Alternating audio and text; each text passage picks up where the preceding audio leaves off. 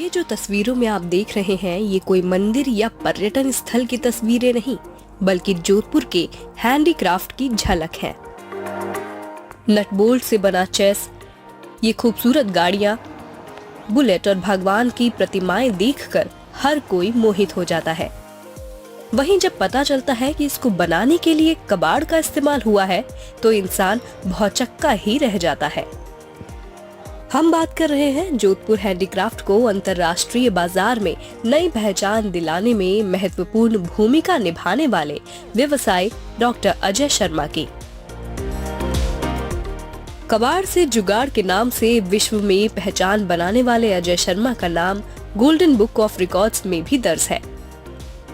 मशीनों के पुर्जे हों या साइकिल के पार्ट्स, इनके लिए कुछ भी बेकार नहीं।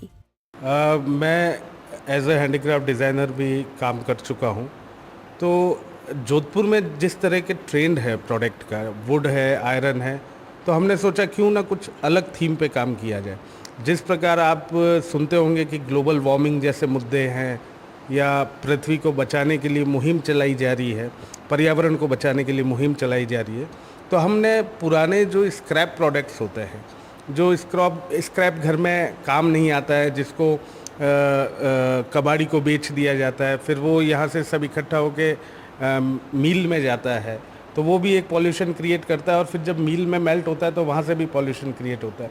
तो हमने सोचा क्यों ना इस प्रोडक्ट को, स्क्रैप को वापस एक प्रोडक्ट की शक्ल दी जाए जो एक आम आदमी के लिए यूज़ के लिए बहुत अच्छी चीज़ हो, और यही हमारा उद्देश्य था और आज करीबन 25 देशों में हमारा एक्सपोर्ट है। उनके इसी जुनून के कारण आज ग्लोबल मार्केट में भी जोधपुर के इन आकर्षित हैंडीक्राफ्ट की बम्पर डिमांड देखी जा रही है। हालांकि पिछले 2 वर्षों से जोधपुर का हैंडीक्राफ्ट व्यवसाय करीब 60% तक डाउन हो चुका है, लेकिन इसके बावजूद डॉक्टर शर्मा का हौसला कम नहीं हुआ है। जहां आज भी वो कई पुरानी वस्तुओं को अपने क्रिएटिव माइंड और डिजाइन के जरिए एक नए स्वरूप में ढाल रहे हैं। सर, हम देखना भी चाहेंगे, कुछ हम देख भी पा रहे हैं कि जो क्रिएटिव जो आज के समय जो देश की सड़कों पर ये स्कूटर शायद देखने को मिलते हैं, इसको भी आपने एक नया स्वरूप दिया है और अंतर्राष्ट्रीय बाजार में जो है खास इनकी डिमांड है। स्क्रैप, ये वो स्क्रैप्स हैं जो भंगार हैं और जो पुरानी गाड़ियों से निकले हुए स्क्रैप्स हैं, जिनको नए स्वरूप में जो है डिज़ाइन के रूप में इन्होंने तैयार किया है। सर, मैं ये भी जानना चाहूँगा, जो हैंडीक्राफ्ट का जोधपुर एक बड़ा हैंडीक्राफ्ट का हब भी है, वर्तमान की बात करें तो 60% जो है व्यापार भी जो है वो डाउन हुआ है, क्या कारण मानते हैं इसका? अभी जो रशिया यूक्रेन वॉर चल रहा है तो वो एक बहुत ही बड़ा कारण है, क्योंकि उसकी वजह से इकोनॉमी भी डाउन आई है। और इसके अलावा अभी जो इज़राइल, ईरान और ये वाला जो वॉर है, ये बहुत बड़ा फैक्टर प्ले कर रहा है, क्योंकि जितने भी शिप्स हैं वो रेड सी से पास होते हैं, सोयूज चैनल से पास होते हैं। तो अभी युद्ध की वजह से वो पैसेज पूरा बंद हो चुका है और अभी जितने शिप्स हैं वो केप ऑफ गुड होप से होके जा रहे हैं। तो वो नॉटिकल माइल्स देखे तो उससे वो डबल ही हो गया है और उससे जो फेयर है वो बहुत बढ़ गया है। और इस ओवरऑल इस वॉर की वजह से यूरोप बहुत बुरी तरह ग्रसित है, इकोनॉमी बहुत डाउन हो गई है, महंगाई बहुत बढ़ गई। अमेरिका में इटसेल्फ महंगाई करीबन 45% बढ़ गई है। तो ये बहुत मेजर एक है कि एंड यूज़र पैसे को बचा रहा है और हैंडीक्राफ्ट जैसे प्रोडक्ट में खर्च नहीं कर रहे हैं, तो वो भी एक सेल का बहुत बड़ा कारण है।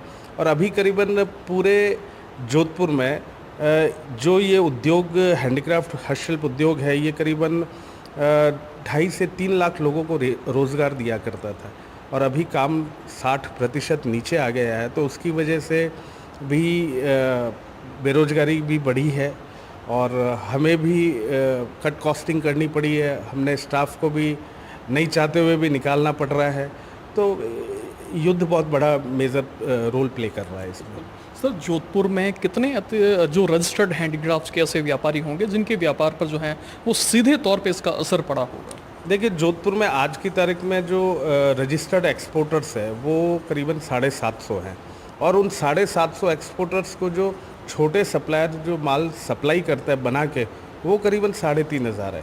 तो पिछले 1.5 से 2 सालों में जब से ये वॉर शुरू हुआ है तब से जोधपुर में करीबन 1000 से 1200 छोटे सप्लायर्स की फैक्ट्री बंद हो चुकी है। तो ये बहुत विकट स्थिति है अभी हैंडीक्राफ्ट के लिए। सर अब तो जो है केंद्र में नई सरकार भी बनी है, तो इसमें ऐसा केंद्र का क्या हस्तक्षेप रह सकता है जिससे जो हैंडीक्राफ्ट के व्यापारी हैं इनके व्यापार जो हैं वो वापस एक बार स्थिर हो सके? देखिए क्या है कि पहले हमें जो पहले की सरकारों में ड्रॉबैक जो मिलता था वो अलग अलग कमोडिटीज़ पे अलग अलग था। आयरन पे अलग था, 4.5% था, स्टील पे अलग था, वुड पे अलग था। तो हमको करीबन मोटा मोटी 4 से 5% एक इन्वॉइस पे हमको ड्रॉबैक मिलता था। इसके अलावा एक फोकस स्कीम थी, तो उसमें हमको पर इन्वॉइस पे करीबन 5% मिलता था। तो हम अपनी प्राइस में कट कॉस्टिंग करके और हम चाइना, वियतनाम, इंडोनेशिया जैसे देशों से compete कर पाते थे। अब ये स्कीम्स बंद हो गई है, रोड फोकस स्कीम बंद हो गई है और नई स्कीम लाई गई है रोड टैप स्कीम। उसमें जो इंसेंटिव है वो 1.5% कर दिया गया है। ड्रॉबैक है वो 4.5-5% से घटा के 0.5% कर दिया गया है। तो एक्सपोर्टर को अपनी कॉस्ट को इम्प्रूव ही हुई है कॉस्ट। और देखिए पिछले 3-4 सालों में जो बेसिक रॉ मटेरियल है उसमें बेतहाशा वृद्धि हुई है, आयरन लें या लकड़ी लें। और जैसे कि यूरोप और यूएस के पैरामीटर्स आए हैं, तो उसमें वुड एक्सपोर्ट करने के लिए कई तरह की पॉलिसीज़ आई है, तो उसके लिए भी काफ़ी हमको सर्टिफिकेट्स के लिए और पैसा देना पड़ता है। तो कॉस्टिंग बहुत बढ़ी है। तो इस सरकार को अगर ये वर्तमान सरकार रोड टैप स्कीम में थोड़ा सा इंसेंटिव हमारा बढ़ा दे या फोकस स्कीम में बढ़ा दे। इसके अलावा अभी इन्होंने एक 43B स्कीम MSME सेक्टर के लिए ये लेके आए थे, 43B रूल लेके आए थे। तो कहीं ना कहीं वो रूल बहुत अफेक्ट कर रहा है हैंडीक्राफ्ट इंडस्ट्री को, क्योंकि इट्स नॉट पॉसिबल कि